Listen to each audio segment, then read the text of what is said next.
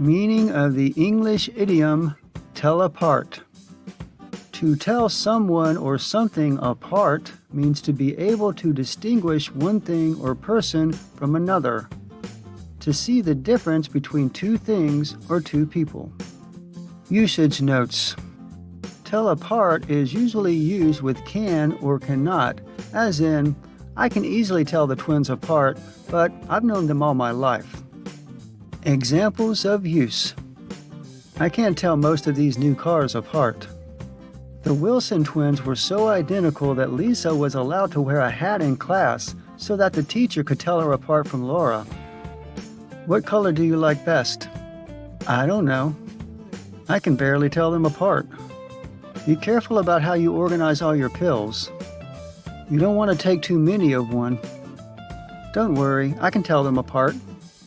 They're all different colors and sizes. Origin of idiom. This idiom has been used since the first half of the 1900s.